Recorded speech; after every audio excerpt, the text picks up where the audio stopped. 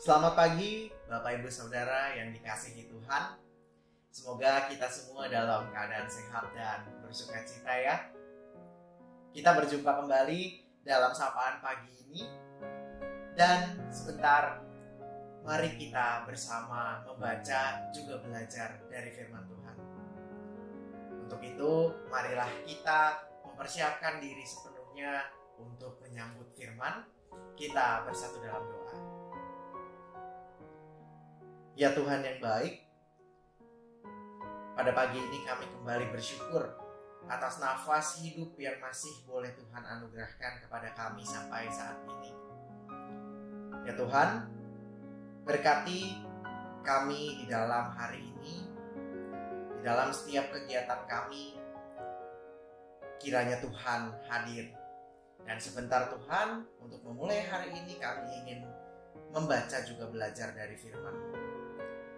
Engkau sertai kami, beri hikmat sehingga firman-Mu boleh kami mengerti dan boleh kami lakukan di dalam hidup kami hari lepas hari. Berfirmanlah ya Tuhan, karena kami rindu dan siap mendengarkan firman-Mu. Amin. Bapak Ibu Saudara yang dikasihi dan mengasihi Tuhan, bacaan Alkitab kita pada saat ini diambil dari Injil Lukas pasal 18 ayat 35 sampai ayat yang ke-43.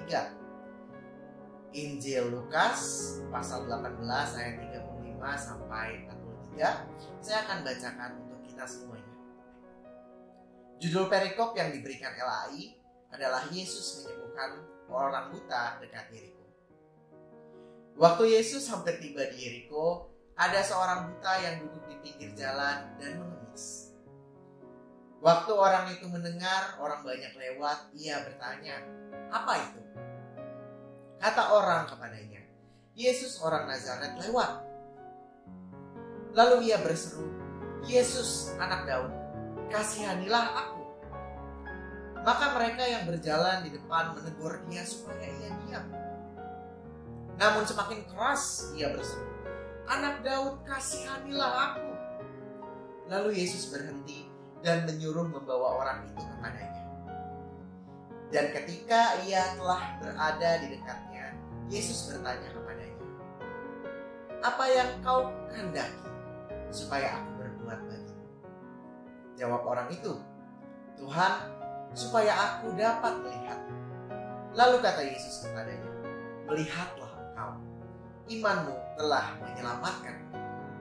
Dan seketika itu juga melihatlah ia, lalu mengikuti Yesus sambil memuliakan Allah. Seluruh rakyat melihat hal itu dan memuji-muji Allah.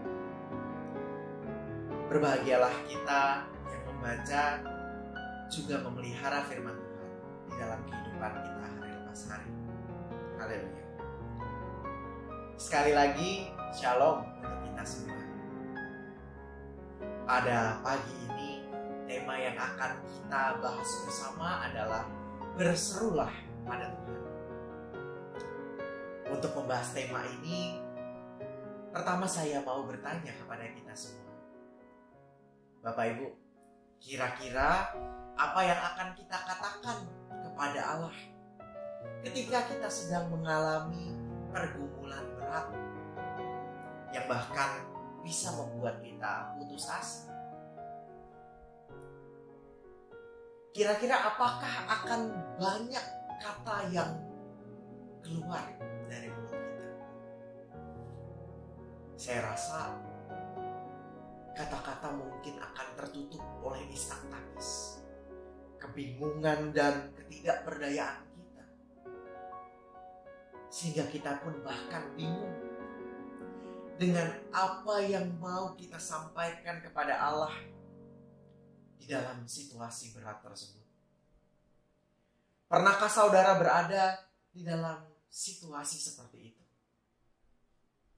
Apalagi di dalam pandemi saat ini, saya yakin banyak orang yang sedang bergumul dengan banyak permasalahan berat. Nyatanya situasi berat ini pula yang sangat mungkin dialami oleh pengemis buta yang berusaha menemui Yesus di dalam bacaan kita saat ini. Orang buta tersebut bahkan sepertinya hanya mengemis di pinggir jalan untuk mendapatkan kebutuhan hidupnya. Dan tidak ada orang yang merawat ataupun menolongnya. Dia harus bertahan hidup sendiri dengan kekurangannya. Bahkan keberadaan si pengemis buta ini nampak benar-benar dianggap mengganggu oleh orang-orang di sekitarnya. Kita bisa melihat hal tersebut saat ia berada di tengah jalan saat Yesus lewat. Saat dia berseru kepada Yesus yang kebetulan sedang lewat saat itu, "Yesus anak Daud, kasihanilah aku." Namun orang di sekitarnya justru menegurnya agar diam dan tidak berteriak lagi, karena mungkin teriakannya itu dianggap mengganggu. Begitu malang nasib dari pengemis buta ini, yang terus-menerus mendapatkan perlakuan tidak adil terhadap dirinya. Bapak Ibu Saudara yang terkasih di dalam Tuhan, di dalam setiap permasalahan yang dialami oleh si orang buta ini, saya rasa ada banyak kesempatan yang dapat membuat si orang buta tadi memilih untuk menyerah untuk berbuat apa-apa terhadap kondisinya. Entah dari lingkungan, bahkan kondisi dirinya sendiri yang sudah kekurangan secara fisik. Namun satu hal yang perlu kita pelajari dari si orang buta ini adalah, meski di dalam cobaan, dia tidak berhenti untuk berseru kepada Tuhan Yesus. Karena dia percaya bahwa Yesus mampu melakukan hal yang ajaib bagi dirinya. Bapak Ibu Saudara, di dalam menghadapi masalah hidup yang berat, sudah berapa kali kita menyerah dan berhenti berseru kepada Tuhan?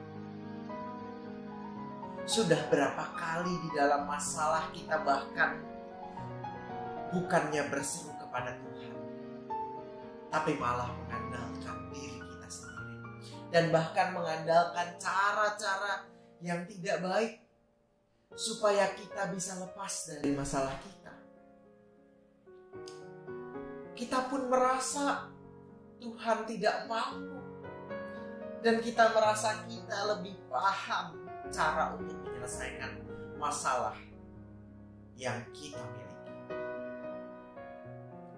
Jika kita pernah berada di dalam kondisi tersebut, hari ini kita kembali diajarkan oleh si orang buta bahwa di dalam masalah yang dimilikinya, dia mengingat untuk berseru, memanggil Tuhan dengan imannya.